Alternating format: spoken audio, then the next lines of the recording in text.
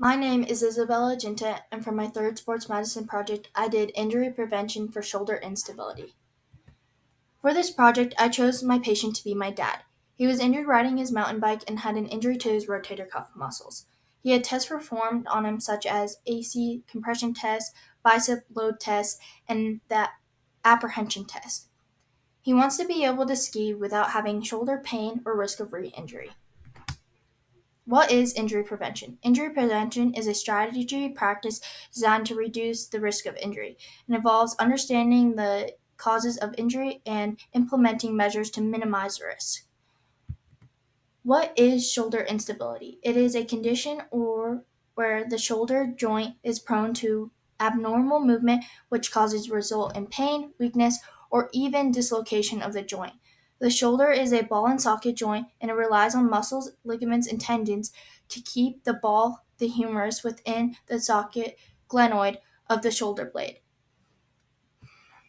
My agenda for this project is to record baseline and pain levels, perform exercises to improve shoulder strength, record pain after exercises to see if pain goes down, and re-record baseline and pain level at the end. My program consisted of 4 days. The first day of the week was my baseline test, which consisted of push-ups until pain was present, front raises until pain was present, hide the sticks until pain was present.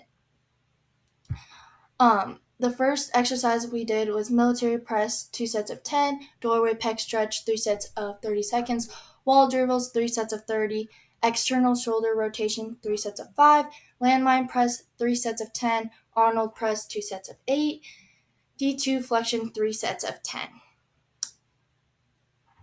My first one we did was military press, working to have abduction above the head without pain. At first, he was unable to do it, and towards the middle, he was able, and the end, he was able to do multiple in a row. Next exercise we had was external shoulder rotation. With this exercise, you want to have your elbow attached to your side the whole time, making sure you're only working the shoulder muscles and not just the arm. To make sure he kept his elbow by his side, I had him put a rag in between his arm and his body. The exercises consisted of doorway pec stretch, working to stretch the tres minor, and the wall dribbles, working to keep his arm at a 90-degree angle without having pain. Next, we had Arnold press, which was working to strengthen the muscles so he would be able to have abduction above the head. D2 flexion was working to gain stability and functional control for patterns. My short-term goals were the patient will have no more than 2 out of 10 pain with all functional mobility. My long-term goals, the patient will have no more than 0 out of 10 pain with all functional and mobility. The main muscles we were working with were the supraspinatus, the infraspinatus, tres minor, and subscapularis. In these next couple videos, I have my baseline compared to the first time he did it and the last time he did it. The first one was the push-ups. As you can see in the first push-up, he had a lot of pain and was only able to do one. And in the second video, he was able to do multiple in a row with no pain. The next time one we had was front raises. The first time he did it, he was not able to reach the full 90-degree angle and had a lot of pain. The second time did it, he was able to reach 90-degree angle and was able to do more than one time.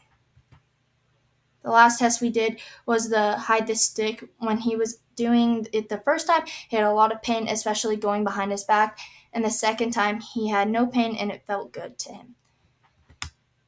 As you can see in the data chart, I was able to help my patient improve 65% in strength.